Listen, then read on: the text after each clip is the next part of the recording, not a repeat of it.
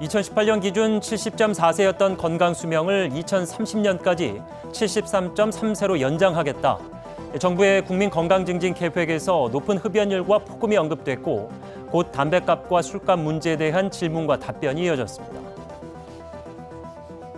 소주 같은 것들은 이제 서민들이 많이 이용하는 품목이다.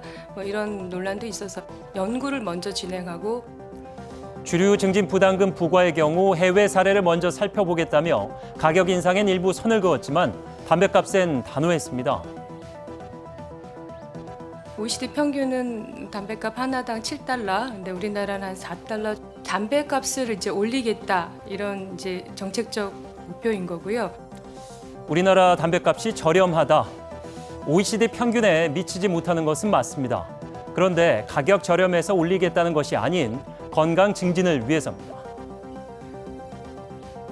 전 세계 대부분의 국가가 흡연율을 감소시키기 위해 가장 강조하는 정책이 바로 담뱃값 인상이며 결과는 취재에 못 미쳤습니다. 세수는 크게 늘었는데 담배 판매량 감소폭은 당시 정부 예상이었던 34%보다 적었습니다. 이 담뱃값이 부담돼 담배를 끊은 사람이 적었던 이유, 담뱃값을 덜 올려서였을까요? 이 결과에 당시 누리꾼들, 금연 정책하려면 담배 인삼공사를 없애야 하지 않냐며 세수 확보를 위한 꼼수였다 비판했고 스트레스 받아 사람들이 더 담배 피우더라. 그래도 그렇게 거둔 세금 잘 써달라고 주문하기도 했습니다. 그리고 담뱃값 인상에 대한 또 하나의 의문이 있습니다. 담뱃값 인상을 무조건 반대하지 않습니다. 금연하기가 어려운 가난한 어르신들에게 부담이 너무 큰 서민 부담이 크게 늘어날 것이 자명한데도 정세가 아니라라는 궤변을 늘어놓았습니다.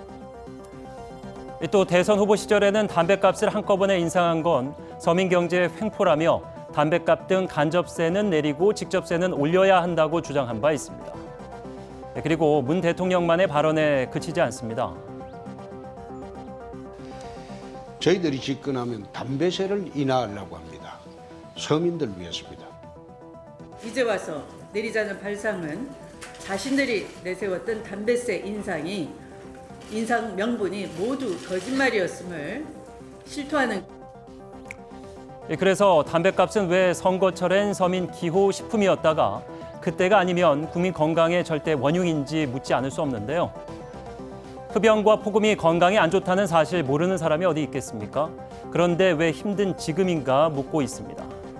여러 번의 재난지원금과 경제 위기 속 나라 곳간 현실이 녹록지 않다 보니 오로지 국민 건강을 위해서인지 세수를 늘리려는 것은 아닌지 의문을 낳고 있습니다.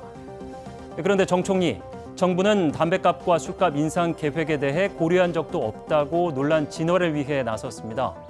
그렇다면 전 국민을 향해 브리핑한 보건복지부는 어느 나라 정부 소속이었던 걸까요? 앵커 포커스였습니다.